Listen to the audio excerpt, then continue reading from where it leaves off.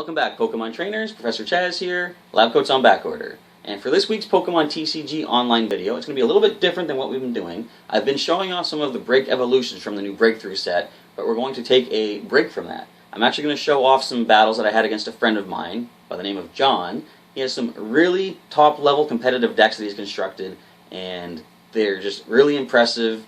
And I just decided, he wanted to test them out, and I said, let's make a video out of it, and I'll use some of my other decks. So I'm going to be using a Victreebel and Dragalge deck, as you've seen before, and the next battle is going to be my Swampert and Slurpuff deck.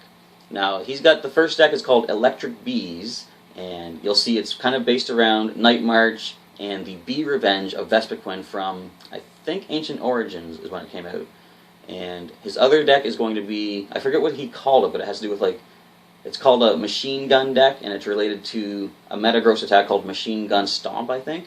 But as you'll see, Metagross really isn't in this deck. It's another Pokemon that he's going to be using. And we'll explain that as we get to the battle itself. So let's start the video and see how well my decks fare against the top level decks. Let's begin. And the battle's getting underway with the coin flip, and I'm going to choose heads, and we got tails. So John's going to get the choice of who goes first. And he chooses himself. Okay. My computer's being a little bit on the laggy side, unfortunately, right now, but we do start with a basic, and we're going to start with Skrelp.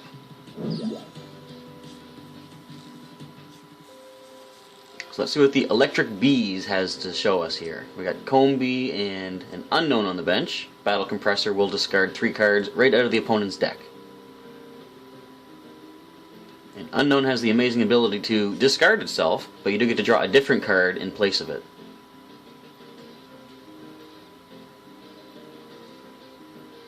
So what did he just discard? We see 3 Lampent. So, of course, this is a Night March deck. Going to be on the lookout for those possible Joltik and Pumpkaboo. Level Ball can let him search for just one of those Pokemon. Or a Combee. And of course, if he can evolve one of these Combee into Vespiquen, it's going to be able to use the Bee Revenge, which is pretty powerful in its own right. So discard a Hex Maniac.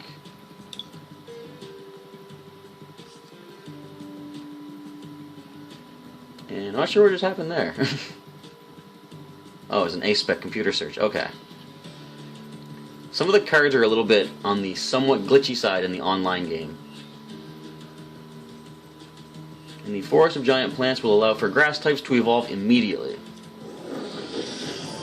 For example, we now have Vespiquen. And a Shaman using the setup ability, drawing until you have 6 cards in your hand. So he's already gone through over half of his deck. There's an Unknown, be able to use that ability once again, the Farewell Letter. Acrobite, continuing to discard cards. We might have this game in the bag. Come on, Skrelp, you can do it. Right, and the Ultra Ball lets him search for another Pokemon right from the deck. Probably going to be another Vespiquen, I would think. Nope, another Joltik.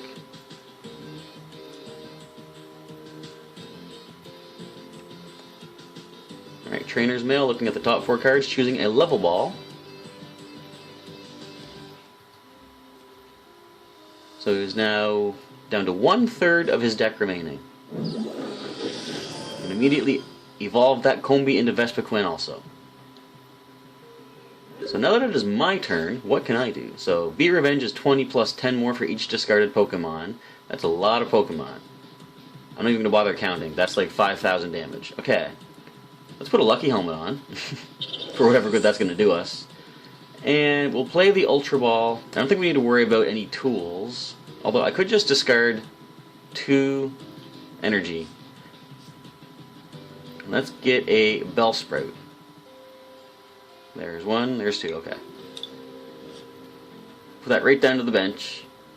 We're going to energy retrieval those 2 energies right back into hand. There we go. So I'll attach 1 right onto the Bellsprout. Now, he is going to be able to get a knockout on the Skrelp next turn, but then I can play the teammates in order to bring Skrelp back. Or not bring Skrelp, look for Weeping Bell and Victreebel, I mean to say. And thanks to his own Forest of Giant Plants, I can evolve into Victreebel immediately.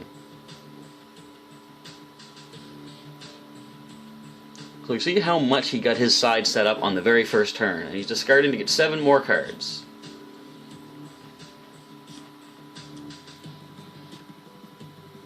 He's going to play the Farewell Letter.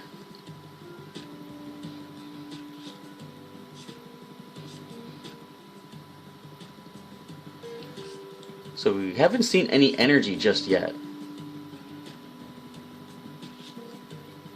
Another unknown with the Farewell Letter ability. There's a double colorless, so Be Revenge is going to be usable right now. So there's 130. So Bellsprout takes the active spot. And immediately we're playing the teammates. We're going to get a Weeping Bell and Victreebel. Once my deck decides to show itself. Here we go. Alright, where are they at? There's a Weeping Bell and Victreebel. So take them both into hand and evolve right up into Victreebel immediately.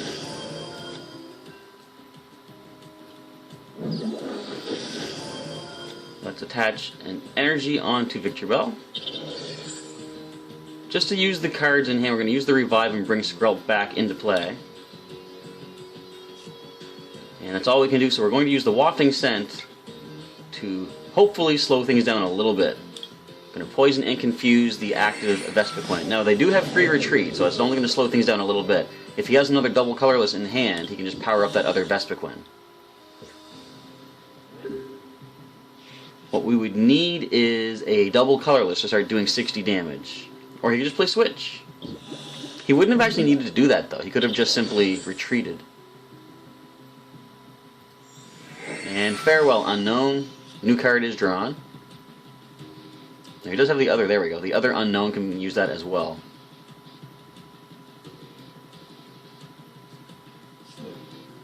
Alright, and the Parallel City.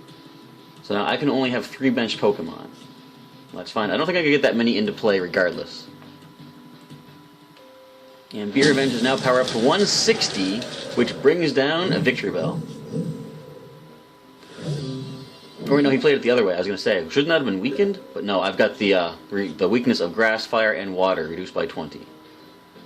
So, we could get rid of the double colorless, but he's got another one powered up, and he can free retreat. I'm going to Sycamore my hand away and see what else I can get off the top 7 cards. We've got a Bellsprout. I can try to poison. I might as well just do that. Let's spit some poison at that Vespiquen. We get it. Is it going to turn the tide of battle? Not hardly.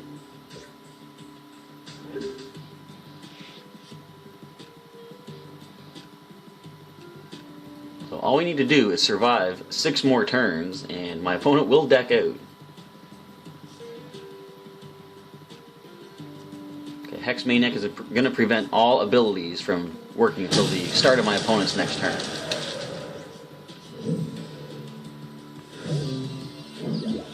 Alright, so more poison damage.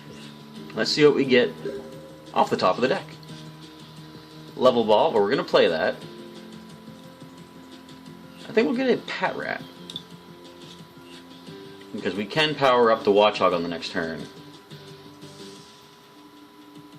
So let's play this to the Bellsprout, and we're going to play Steven, look for another supporter. I think what I want to do is, I'm going to bring Lysandre. Put that in hand, and I'm going to draw another basic energy. Let's go for Grass. That's what I have the most of in the deck, so it's the most expendable. And we're going to Vine Whip for a whopping 10 damage. Yet, we are reduced, I forgot. Not that 10 was going to make a difference regardless.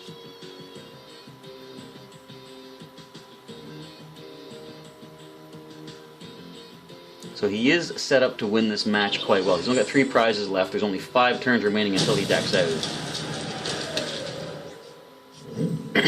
Our only potential hope is to power up for the thorough crunch of Watchog. So double colorless right onto the Watchog. And we're going to play the Pokemon Fan Club. Get 2 more basics so at least the match will continue. Let's go with 2 Qwilfish. And we're going to put 1 on the bench for sure. We'll hang on to the other one for the time being. Let's go with Thorough Crunch, 30 damage, and if we get 1 heads, we're going to take out the double colorless energy. But as I say, free retreat means they're going to be able to pull this back and bring up the other Vespiquen or even the Joltik.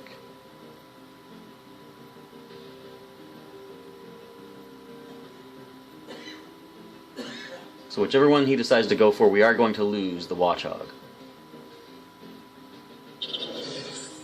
He could just do that as well. The 4th double colorless of the deck.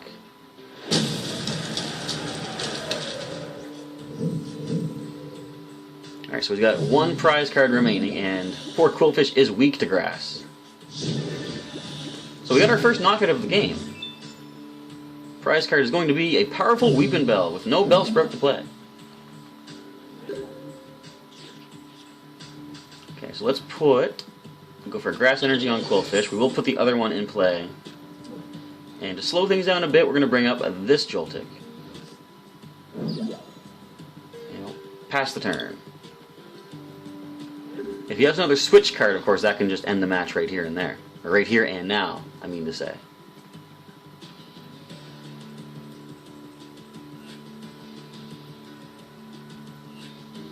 Either a switch, or if he has another basic energy, he can give it to the Joltik and then retreat for 1. And we've got a Victreebel. Now, I could power up the Qwilfish, but at this point we're not going to win by knockouts. So I'm going to attach to this Qwilfish, and I'm going to leave the Joltik active. Our only hope is to deck out my opponent.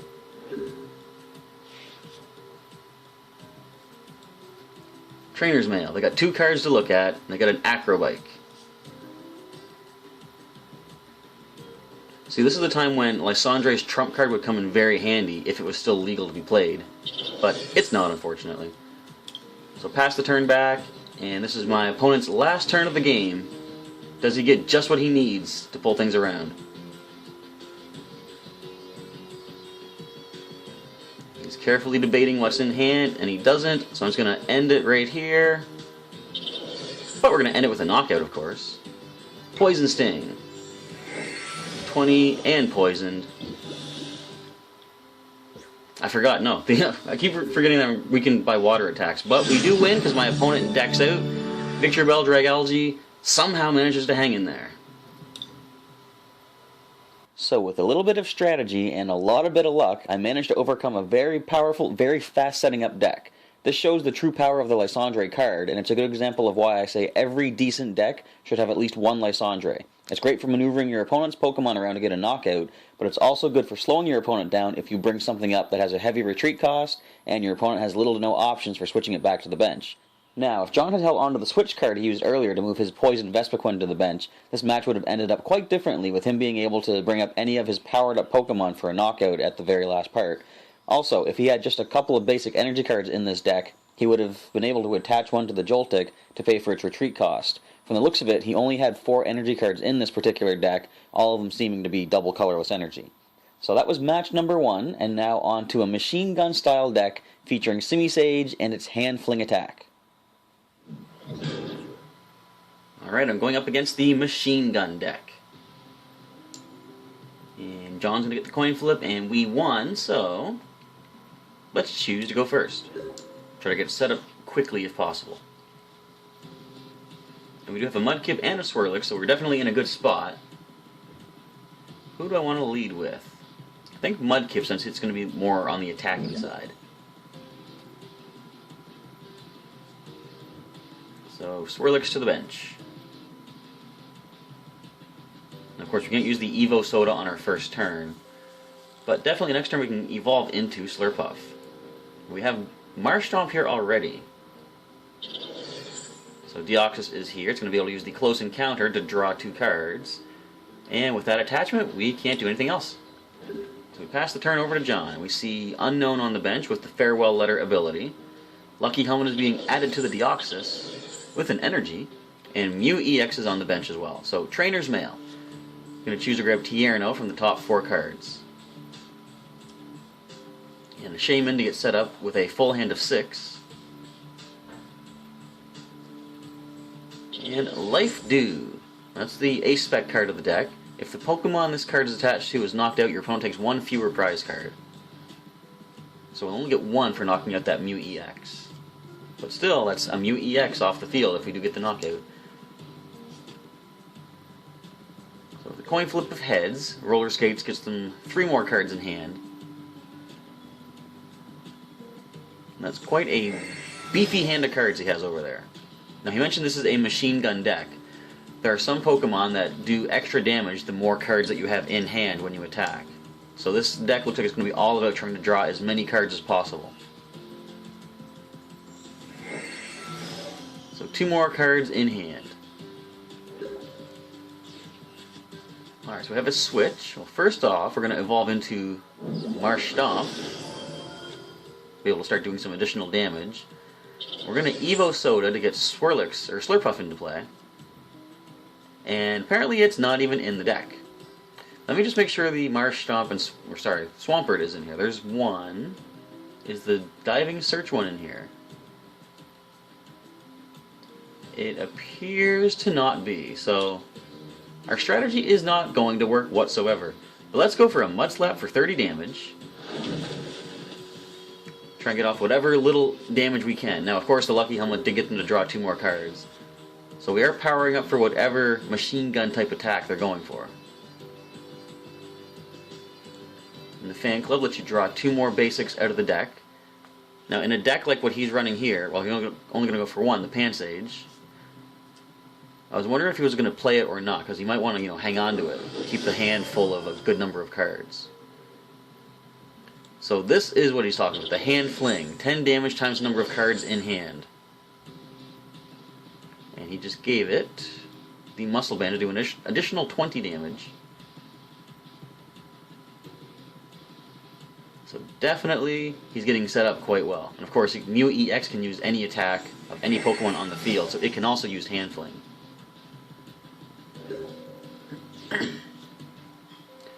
Okay, we got Teammates. Is that really going to help us? I think not. But we're going to attach a Water Energy to Marshtomp and go for an Endeavor. Try and get off some decent damage. And we got 1 head, so we're doing 60. 20 more damage, and the Deoxys is down. Now, of course, you can retreat it for the 1 energy cost requirement. Simisage is now powered up to use Hand Fling. And although he has the 2 Mew EX on the bench, he's not even powering them up, because Simisage itself is going to be able to do the damage that he's looking to do. This is going to hurt because it's double 260. Yep. We had no chance of surviving that with our Marshtomp. But we do have the Teammates. So we're going to play that right away. And let's get a Bouffalant. And can we grab a double colorless? There we go. So I'm going to play Bouffalant to the bench and attach a Fairy Energy to it. And we're going to pass the turn. Now I'm going to let him get the knockout on Swirlix as well, because once my Bouffalant comes up, the Sap Sipper means we're going to be doing enough damage to take that Simisage down. So he chose to grab 1 Grass Energy from the deck.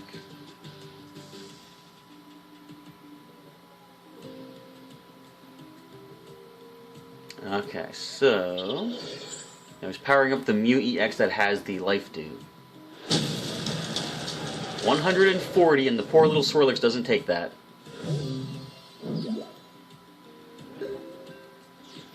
So immediately, well, let's put another Swirlix to the bench. And double colorless on the Bouffalant. We're going to straight up go for a Derail. 120 damage. Down goes Simisage, and the Hand Fling is no longer a threat. So there's that Swampert we needed a little while ago.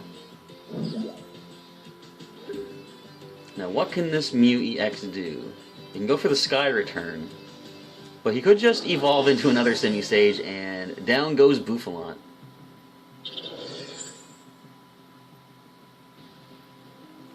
So very, very tricky. If I had a stadium to get rid of the forest of giant plants, that would have really helped me out there.